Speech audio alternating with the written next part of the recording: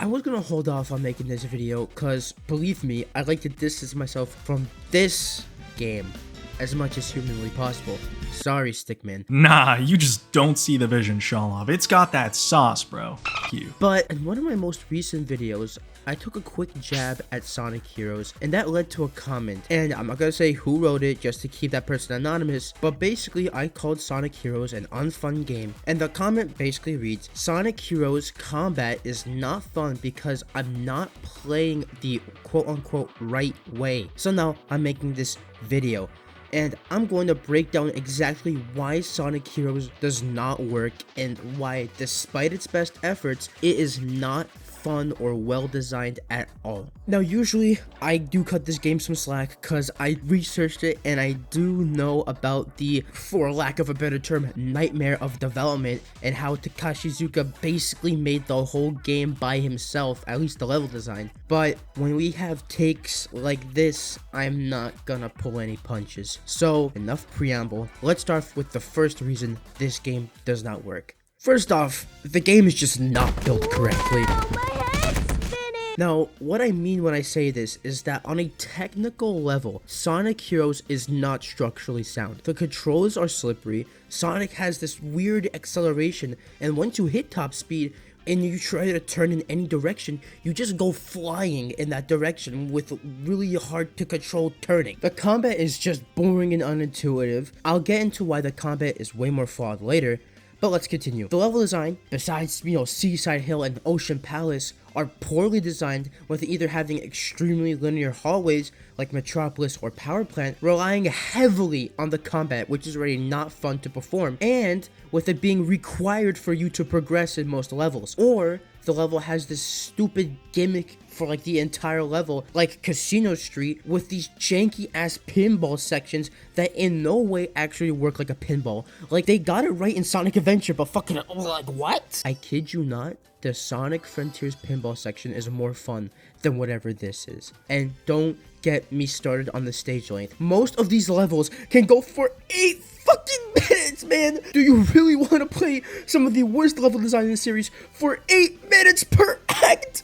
Mystic Mansion, you asshole! And don't forget, a lot of the moves are mapped to the same button, like in SA2. So sometimes when I'm trying to lightspeed dash, I end up doing a tornado attack, and I just end up dying because, oh, you have to point the camera in the direction you're going, or else it won't work. Why won't it just work normally, bro? Oh my god, I'm about to crash out again, bro. All of this bullshit wrapped together just does not make for a great playing experience. But now we're getting to the real reason I'm making this video. To respond to the responses that one might get when you bring up these criticisms. The first one, and probably the most common one, the one that I got, is that you're not playing the game the quote-unquote right way. Okay, so let's look at how you're supposed to play the game the right way. The way that the combat, if you can fucking call it that, works is that you have this rock, paper, scissors style of gameplay, where certain enemies are weak to certain characters. Like Knuckles works best for ground enemies, Tails works best for flying enemies, and then you can use Sonic to strip enemies of their defenses if they have any. And you have a team attack that clears all the enemies on the screen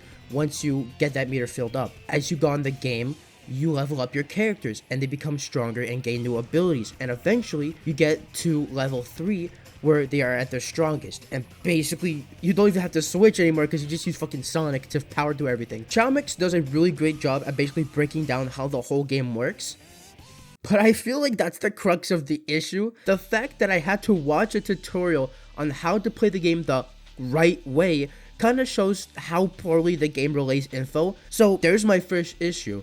The game does not do a good job at actually teaching you how the combat works. Sure, it has markers that tell you how to switch characters for platforming sections, but nowhere in the level does it teach you how the combat works itself, or how the leveling system works in any intuitive way. It just throws a bunch of enemies at you and expects you to understand how the whole combat system works. And sure, there is a tutorial, but that's already on the 3rd story. And let's be real, okay? No one is starting with Amy's story, okay? And don't say, oh, but there is a tutorial. Realistically, who is starting at the tutorial? People are going into the game and playing. I didn't even notice the tutorial was there until it was mentioned to me. So unless you're starting on Amy's story, or you go and watch a YouTube tutorial like I did, you're gonna be pretty clueless. And honestly, for the newcomers, I don't blame you. And that leads to my second point. Why would you think to play this game any other way? The past two 3D Sonic games have been pretty similar when it comes to the speed stages at the very least,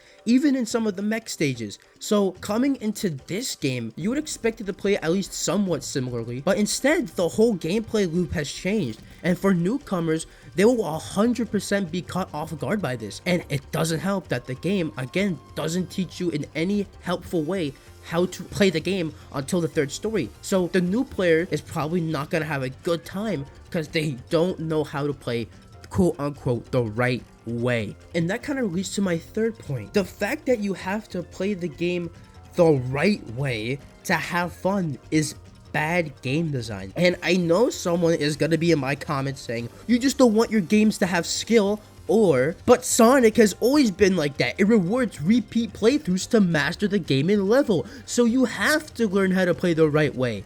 Yeah, but you're missing one big thing. Those past Sonic games are already fun on their own merits. Let's look at games like Sonic 2, for example. That game is considered as one of the best 2D Sonic games, hell, one of the best Sonic games in the franchise, and it is really fun to speedrun because you could just blitz through the levels in under 30 seconds if you know the levels in and out. But if you're just a beginner and you play the game for first time, you're still gonna have fun on a first playthrough because the game is just well designed for casuals who have never played a Sonic game before, and for veterans, because it gets more fun when you learn the speedrun. And we can also look at the boost games like Sonic Generations or Unleashed, but especially Generations, because again, the games are just inherently fun for casuals because the boost gameplay is pretty simple to understand. Sonic goes fast by pressing a button, and just the pure speed of Sonic is enough to attract newcomers. But both games, again, first of all, teach the player how to play both games pretty well with their respective tutorials, right? Like Unleashed's Apoto's day tutorial, and Generations Green Hill basically being the tutorial stage. And again, the game itself is just well designed, so if you're a newcomer, you're gonna have a fun time, and it gets more fun once you learn all the alternate routes and all the skips that you could do. And something that all of these games that I mentioned before do very well is that they slowly build up in difficulty. So when you get to a hard level, you'll be prepared. And just in case you want a non-Sonic example, it is a Souls type game, so it is considerably harder than most games in general. But the game is so well designed that no matter what skill level you are, the game is still accessible, especially Elden Ring, since you can customize your character however you want. If a boss is too hard for you, there's probably a way to make it easier with a weapon, a summon, ability, spell, incantation, or item. And there are multiple ways to play the game, with some being much easier than others, and some so easy that they get you death threats. But they all make the game accessible to newcomers, which is why I'll always recommend the first Soul game to be Elden Ring, because it's so accessible for all players. Sonic Heroes is the complete opposite of this. You will not have a good time on a first playthrough.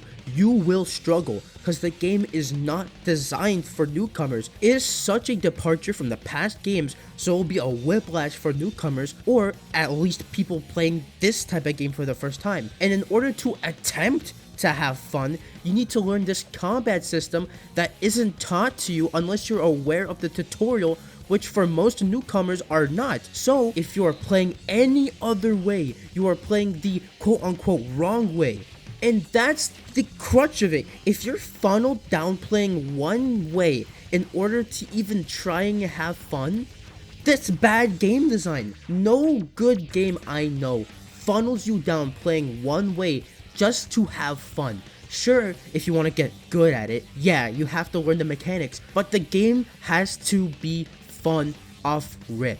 But I know a lot of you are just gonna ignore what I'm saying and just say, well, okay, then just learn the game. Sonic has always been about learning the game and mastering the level design and controls to beat the game as fast as possible.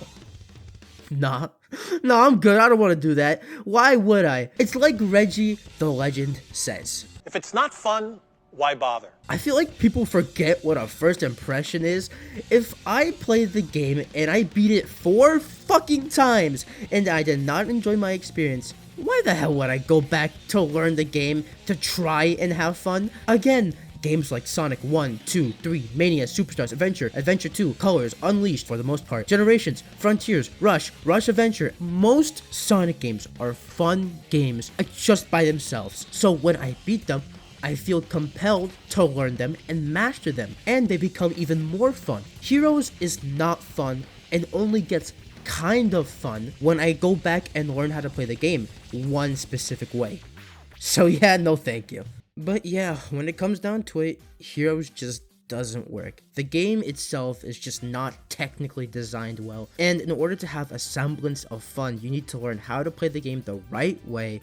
That is a departure from the other games of the past, and it doesn't help that the game does a piss poor job at teaching you its systems. And going back to what Chow Mix said, the video is called Sonic Heroes is a puzzle game. When you have to think of a Sonic game not as a Sonic game but as a puzzle game, I think you already failed there. But I digress. I already said my piece. If you wanna, chat to me, I will gladly respond to you in the comments. I'm very excited about the comment section of this video because I want to see what y'all have to say. If you agree with me, if you disagree with me. Hey, if you do like this video and you agree with me, make sure to subscribe, turn on notifications. And guys, I just want to say thank y'all for 7,000 subscribers. I know I made a community post, but I have to say in the video, thank y'all for 7,000 subs. Y'all got there quick. I think that was the quickest I ever got to a milestone. So I just want to say thank y'all so much. Y'all spoke and y'all want a Sonic 06 video, so that's gonna go down. That's gonna be my next video probably. I wanted to make this first because it's been itching me for such a long time, and I'm like, it's time I said my piece, man. It's time I said my piece on this whole Heroes debacle. But like I said, hope y'all enjoyed the video. Okay, retweet y'all comments, and I'll see y'all in the next one. Bye bye.